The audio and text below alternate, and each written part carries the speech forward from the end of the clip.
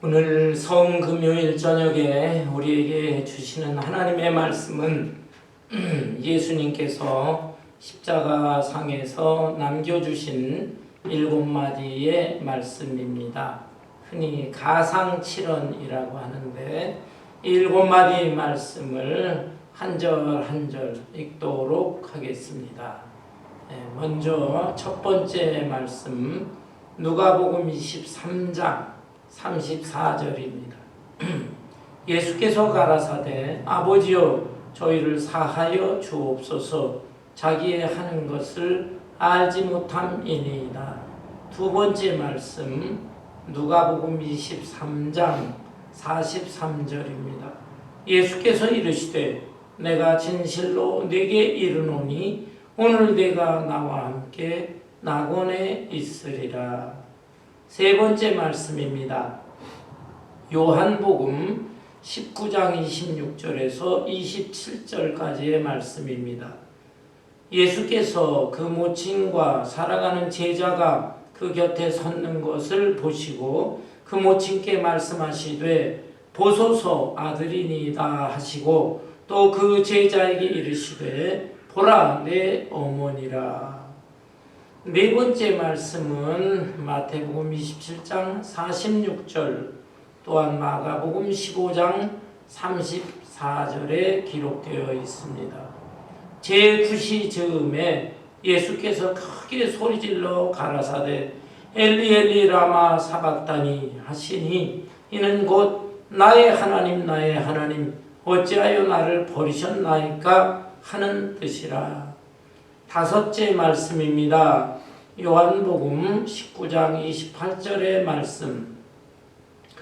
이후에 예수께서 모든 일이 이미 이룬 줄 아시고 성경으로 응하게 하려 하사 내가 목마르다. 여섯 번째 말씀입니다. 예수께서 신 포도주를 받으신 후 가라사대 다 이루었다 하시고 머리를 숙이시고 영원히 돌아가시다. 일곱 번째 마지막 말씀은 누가복음 23장 46절입니다. 예수께서 큰 소리로 불러 가라사대 아버지여 내 영혼을 아버지 손에 부탁하나이다. 오늘은 예수님께서 인류 구원의 대업을 이루시기 위해서 십자가에 달리신 사실을 기념하는 성금요일입니다. 오늘 아침에 예수님께서는 빌라도 총독 앞에서 억울한 판결을 받으시고 십자가를 지시게 되었습니다. 무거운 십자가를 짊어지시고 빌라도 법정으로부터 골고다 언덕까지 그 십자가를 짊어지시고 올라가셨습니다. 그리고 마침내 그 골고다 언덕 위에서 십자가에 못 박히셨는데 대략 오전 9시에서 오후 3시까지 6시간 동안 십자가에 매달리시면서 물과 피를 다 쏟으시고 고통을 받으시고 운명하신 것으로 기록되어 있습니다. 이 십자가상에서 7마디 말씀을 남기셨는데 그 말씀을 살펴보면 예수님이 얼마나 아버지 하나님의 뜻에 순종하고 또 그 아픔과 고통의 상황 속에서도 얼마나 인간들을 사랑하시며 또한 본인에게 주어지는 사명의 길을 걷고자 하셨는가라는 것을 살펴볼 수가 있습니다. 오늘 저녁에 이 말씀 한 절 한 절을 살펴보면서 그 의미를 생각하고 또 우리 자신도 주님의 그 크나큰 은혜를 깊이 되새기면서 우리에게 주어진 삶의 길을 아름답게 걸어가야 하겠습니다. 첫 번째 말씀입니다. 예수께서 가라사대 아버지여 저희를 사하여 주옵소서 자기의 하는 것을 알지 못함이니이다. 여러분, 우리 인간들은 다른 사람과 인간관계를 맺으면서 살아갑니다. 그 인간관계 속에서 좋은 관계를 맺는 경우도 있지만 마음의 상처를 주고받고 또 자기 자신이 상대방으로부터 억울하고 부당한 일을 당하면서 마음의 상처를 입는 그런 경우도 있습니다.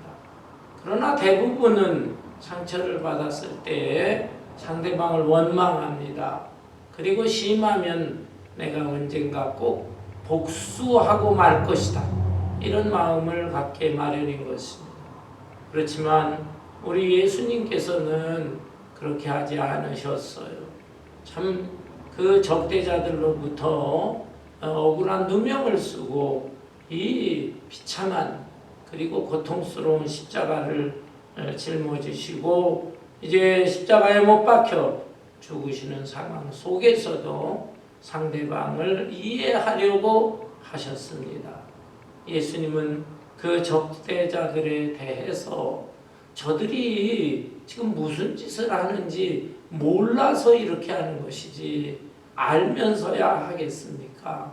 오 하나님 아버지, 저들이 모르고 하는 일이니까 하나님 저들을 불쌍히 여겨주시고 용서하여 주옵소서, 이렇게 기도하신 것입니다.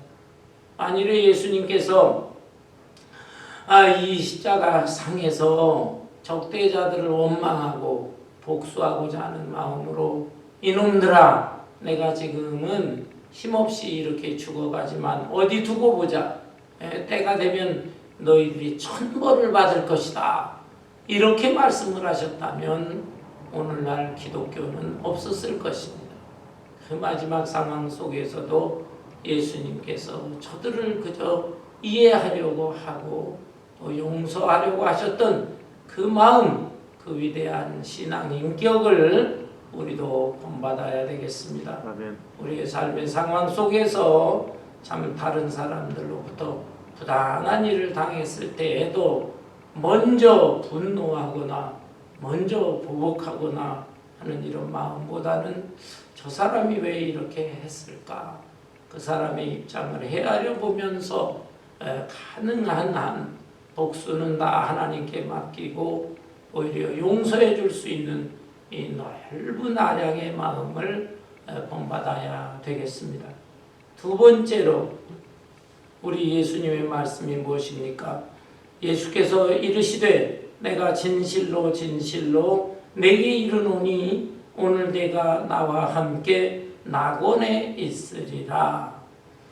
예수님 십자가 옆에도 다른 십자가들이 있었습니다. 좌우편에 십자가들이 세워졌고 그 십자가에는 아주 무섭고 잔인한 강도들이 십자가에 매달려 있었습니다. 그런데 그 강도 중 하나가 예수님을 조롱하면서 이렇게 말했습니다. 당신이 하나님의 아들이거든 당신도 내려와 살고 우리도 살려보라 라고 했습니다. 비아냥되는 말입니다. 그러나 이 말을 듣고 다른 한편에 있던 강도는 그게 무슨 말이냐, 우리는 우리가 지은 죄로 인해서 이렇게 죽어가는 게 마땅하지만 여기 계신 예수님께서는 아무 죄가 없는데도 십자가의 죽음을 당하고 계시지 않느냐라고 예수님 옹호했어요. 그러면서 예수님, 당신이 오늘 당신의 나라에 들어갈 때 나를 모른다고 하지 마시옵소서.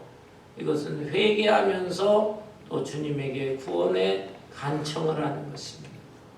이 강도의 말을 듣고 예수님께서는 내가 진실로 내게 이르노니 오늘 내가 나와 함께 낙원에 있으리라 말씀하신 것입니다. 성경에서는 어느 쪽 강도가 구원을 받았는지 기록되어 있지 않아요. 그러나 전설에 의하면 좌편 강도는 구원의 반열에서 탈락하고 우편 강도가 구원을 받았다, 이렇게 전해져 내려오고 있습니다. 여러분, 우리 기독교의 진리가 무엇입니까? 어떤 사람이든지 인종의 차이가 없이 또 빈부귀천의 차이가 없이 누구나 또 어느 시간 어느 장소일지라도 예수님을 구주로 영접하면 죄의 용서받고 구원을 얻는다라고 하는 진리를 가르쳐주는 종교인 것입니다. 그런데 우리가 너무나 이 구원받은 강도 흉내낼 필요는 없어요. 왜냐하면 어떤 분들은 야, 내가 젊은 시절에 실컷 그저 내 마음대로 살고 나의 즐거움을 누리면서 살다가 죽기 직전에 회개하면 구원받지 않겠나, 이렇게 생각하는 사람들이 있어요. 특히 젊은이들이 이런 의견을 피력합니다. 그러나 그것은 잘못된 생각이죠. 사람이 언제 죽을지 그것을 아는 사람은 아무도 없습니다. 그리고 죽기 직전에 회개하고 구원을 받았다고 한다면 그것은 소위 덕거리 구원 받은 것입니다. 구원은 받지만 좀 부끄러운 구원이라고 할 수가 있어요. 따라서 일찍 어려서부터 젊어서부터 예수님을 구주로 영접하고 구원받은 은혜에 감격해서 하나님의 교회와 하나님 나라를 위해서 헌신하면서 살다가 하나님 앞에 서야 되겠습니다. 이렇게 하면 참 아름다운 구원이 되고 하늘에서도 큰 상급을 받을 수 있을 것입니다. 아멘. 세 번째 말씀이에요. 세 번째 말씀에 보면은 예수께서 그 모친과 사랑하는 제자가 그 곁에 섰는 것을 보시고 그 모친께 말씀하시되 보소서 아들이니이다 하시고 또 그 제자에게 이르시되 보라 내 어머니라. 예수님은 십자가에서 운명하시면서 마음속에 걸리는 것이 하나 있었습니다. 그것은 바로 예수님의 육신의 어머니 이 마리아에 대한 염려입니다. 우리 한국 사람들의 말 가운데 부모보다 자식이 먼저 죽는 것은 불효 중에 큰 불효다, 이런 말이 있습니다. 사실 자녀가 먼저 세상을 떠나게 되면 그 부모의 마음속에 대못을 박는 것입니다. 그것은 부모로서 견디기 힘든 아픈 고통인 것입니다. 그렇지만 사람이 죽는 것은 그 시간, 장소 어떻게 임의대로 할 수가 있겠습니까? 그래서 하나님께서 하시는 것이기 때문에 어쩔 수 없이 일찍 떠나는 사람들도 있는 것입니다. 예수님께서도 33세의 나이에 세상을 떠나시는데 그 십자가 밑에 있는 그 어머니가 염려되었던 것입니다. 그래서 그 어머니를 바라보면서 보소서 아들이니이다, 이렇게 말씀하셨어요. 여기 이 말씀 무슨 뜻이냐면은 자기가 일찍 떠나게 되어서 너무나 어머니한테는 안타깝습니다. 그러나 나는 하늘아버지의 뜻에 순종합니다. 예수님은 불효자가 아니에요. 하늘아버지의 뜻에 순종하는 효자인 것입니다.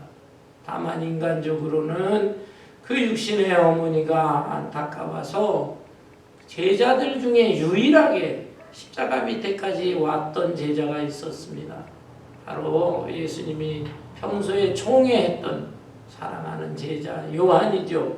그 요한을 가리키면서 어머니 보소서, 이제부터는 이 사람이 아들 노릇을 할 것입니다 라고 말하고, 또 그 제자에게는 이르시되 보라 내 어머니라, 이렇게 요한에게 앞으로 마리아를 내 어머니처럼 여기고 모시고 섬겨라 부탁을 하는 것입니다. 여기에서 좀 이상한 게 있어요. 예수님에게는 육신의 동생들이 있었습니다. 여러 명의 남동생들, 또 여자 누이 동생들도 있었습니다. 그 자기 동생들한테 마리아를 맡길 것이지 왜 사도 요한에게 맡기셨을까요? 그 그것은 이 육신의 동생들은 아직 예수님에 대해서 잘 몰랐습니다. 예수님을 단지 그저 단순하게 자기들의 형님이다, 자기들의 오빠다, 이렇게 육신적으로만 생각하고 있었어요.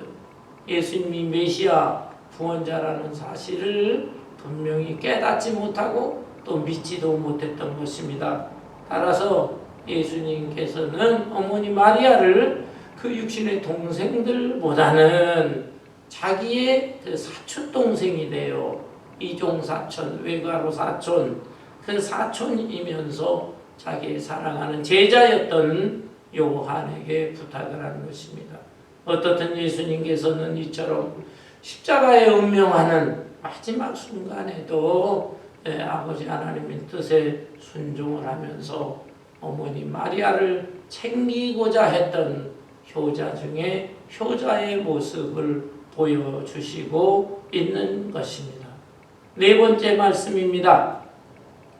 네 번째 말씀 제9시 즈음에 예수께서 크게 소리질러 가라사대 엘리 엘리 라마 사박다니 하시니 이는 곧 나의 하나님 나의 하나님 어찌하여 나를 버리셨나이까 하는 뜻이라. 여기 엘리 엘리 라마 사박다니라고 하는 것은 아람 나라의 언어입니다. 당시에 이스라엘 사람들은 히브리어도 사용하지만 간간히 또 아람 나라의 말도 사용을 하고 했어요. 예수님은 아람 나라 말로 엘리 엘리 라마 사박다니 그랬는데 이 말의 뜻은 나의 하나님 어찌하여 나를 버리셨나이까 이런 뜻입니다. 예수님은 지금 아마 하늘을 바라보고 계시는 것 같아요. 십자가상에서 하늘을 쭉 바라다 보시면서 아버지 하나님의 뜻을 생각합니다. 하나님의 뜻이 무엇입니까? 인간들을 창조하셨는데 그 인간들이 죄를 범함으로 하나님은 진노하실 수밖에 없는 것입니다. 공의로운 하나님은 죄의 값은 사망이라 죄 지은 인간들은 죽일 수밖에 없는 것이죠. 그렇지만 하나님의 속성 중에는 공의만 있는 게 아니라 사랑도 있습니다. 사랑의 하나님으로서 이 인간들을 죽여야 되지만 또 살리고 사랑하셔야 되는 것입니다. 이것을 어떻게 할까?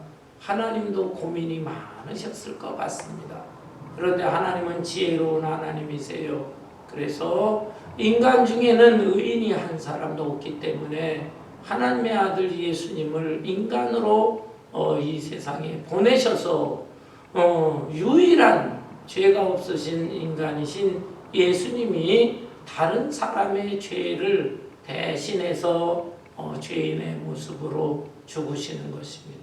이렇게 하심으로 인해서 우리 인간들의 죄가 예수님에게 전가가 되고 예수님을 믿는 예수님과 연합되어 있는 영적으로 연합되어 있는 사람들은 다 죄 사함 받고 살아날 수 있는 길이 열리게 된 것입니다. 이래서 하나님께서는 예수님을 보내시고 십자가에 죽게 하시는 것입니다. 죄인 중에 죄인의 모습으로 죽게 하시는 것이죠. 예수님은 이 뜻을 알지만 인간적으로 생각할 때는 아무 죄가 없는데도 불구하고 이렇게 죽으시는 것입니다. 하나님께서 나를 죄인 중에 죄인의 모습으로 죽게 하시는구나. 하나님이 나를 버리시는구나. 이렇게 인간적인 모습으로 절규하시는 것입니다. 그렇지만 예수님은 그렇다고 하나님을 원망하시는 분은 아니에요. 왜냐하면 이 어린아이들을 보세요. 어린아이가 잘못해서 엄마한테 매를 맞습니다. 매를 맞으면서 도망가는 아이도 있지요. 그러나 어떤 아이들은 오히려 엄마 품으로 파고들면서 매를 맞으면서도 엄마 품으로 파고들면서 엄마 울부짖는 아이도 있는 것입니다. 예수님의 심정은 바로 그런 것이에요. 지금 하늘을 바라보고 있습니다. 하나님을 바라보고 있습니다. 하나님 앞에 매를 맞고 있습니다. 죄가 있어서가 아니라 다른 사람의 죄를 짊어지셔서 매를 맞고 진노를 받으시는 것입니다. 그러나 하나님을 원망하는 것은 아닙니다. 오히려 하나님의 품에 안기면서 아버지요 하면서 아버지의 뜻에 순종합니다. 이런 심정으로 정신적으로 외롭지만 그 외로움을 믿음으로 극복하면서 이렇게 절규하신 것입니다.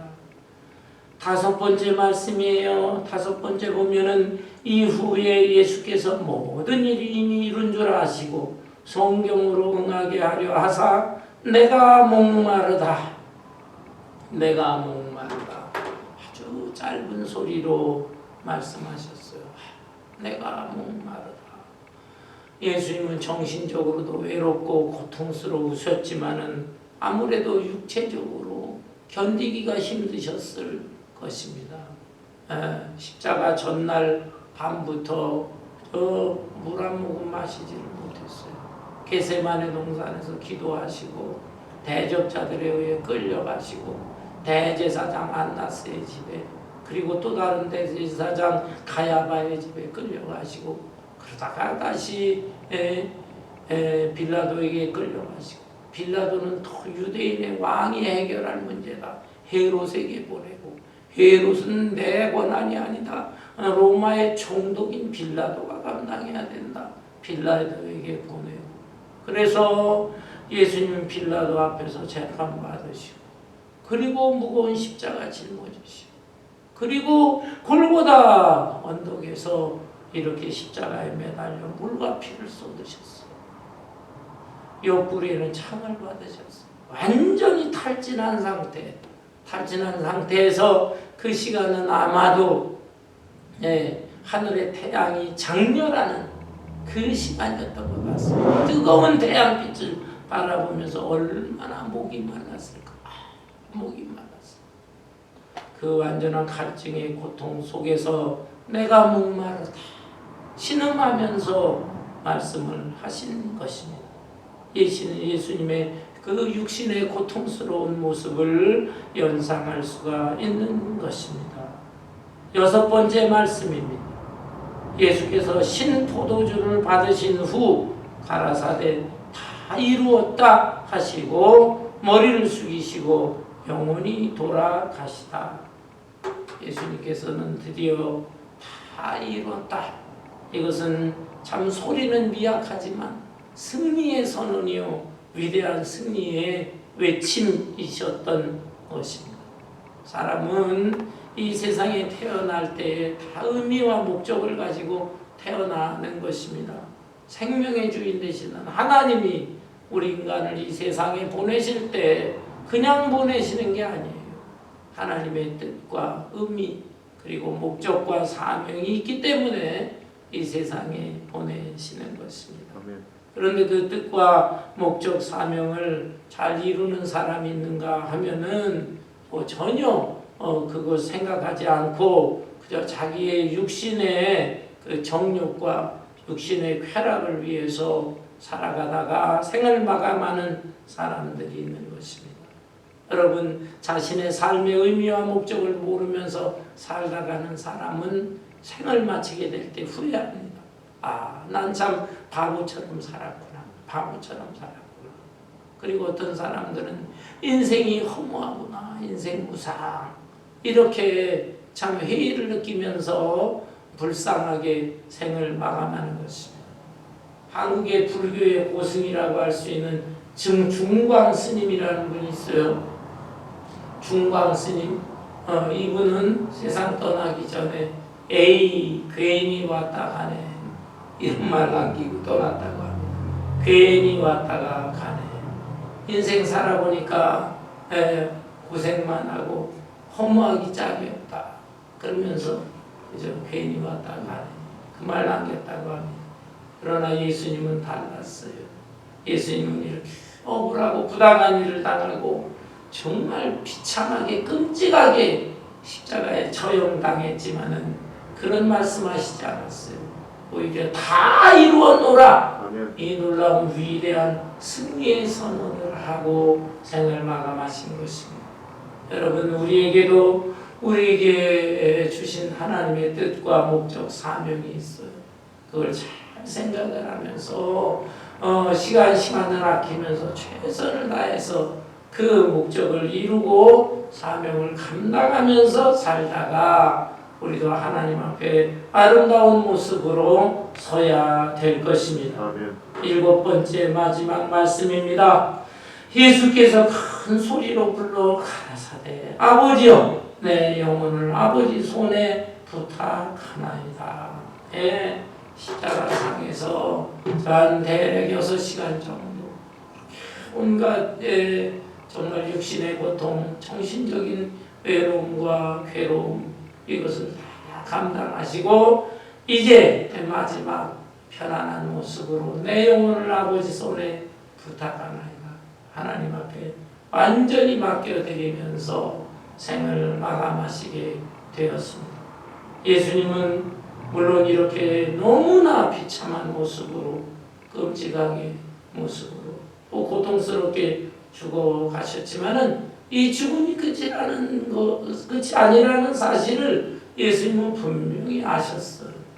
이렇게 죽으시지만 3일 만에 부활하시고 또 부활하신 후에 40여일 지상에 계시다가 하늘로 승천하시고 하늘로 승천하신 후에 하나님 우편에 앉아 계시면서 하늘에 있는 것이나 땅에 있는 것이나 땅 아래에 있는 모든 것들로 하여금 무릎을 꿇어 경배를 받으시는 만왕의 왕이 되실 것을 분명히 알고 계셨습니다.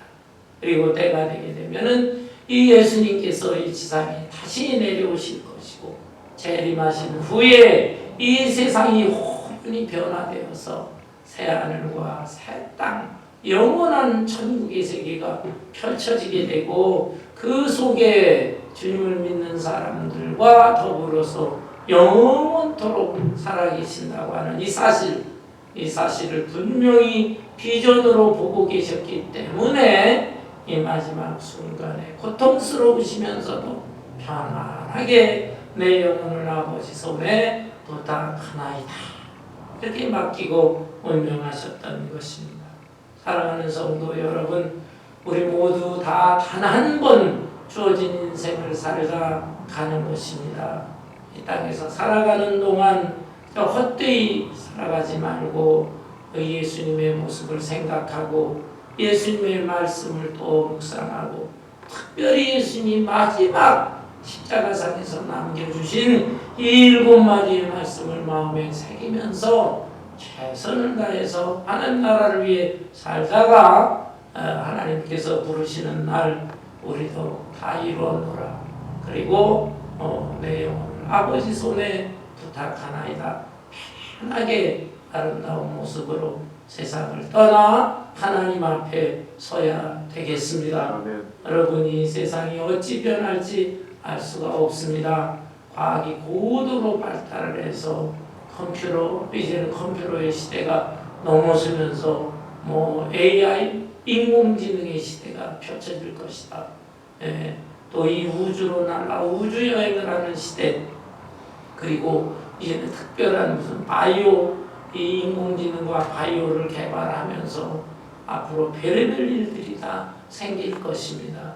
이런 것들이 우리 인류에게 긍정적으로 펼쳐지는 시대가 될 수도 있겠지만은 그러나 성경이 예언된 모습을 보면 마지막 때가 될수록 전쟁과 기근이 끝나지 않을 것이다. 처처에 지진이 발생할 것이다. 여러분, 기상이변, 지구온난화로 인해서 지금 이상현상들이 많이 발생하고 있습니다. 무슨 재앙이 펼쳐질지 모르는 것입니다. 매일매일 각종 사건, 사고, 사람들의 인간성을 보면은 마지막 때 하나님보다 돈을 더 사랑하고 하나님보다 쾌락을 더 사랑하고 부모를 거역하고 자기 자신만을 아는 개인주의, 이기주의 사람들이 되고 이런 시대가 펼쳐질 것이다 라고 하는데 정말 오늘날의 모습이 이렇게 진행되고 있습니다. 앞으로 참 우리가 알지 못하는 이 불확실성의 시대, 그러면서도 무섭게 느껴지는 이런 시대가 펼쳐지게 될 터인데, 그러나 그날을 바라보면서도 영원 불변하신 우리 하나님을 바라보고 또 하나님의 아들이신 우리의 구원자 예수 그리스도를 바라보고 또 주님의 남겨주신 말씀과 그 위대한 인격의 모습을 살펴보면서 우리도 주어진 생을 아름답게 훌륭하게 하나님 앞에 순종하고 또 예수님의 그 발자취의 뒤를 따라가고 성경에 하나님 사랑, 이웃 사랑, 사랑의 이중계명을 실천하면서 참된 성도의 모습으로 참된 예수 그리스도의 제자의 길을 걸을 수 있는 저와 여러분 되시기를 주님의 이름으로 축원합니다. 아멘. 기도하겠습니다.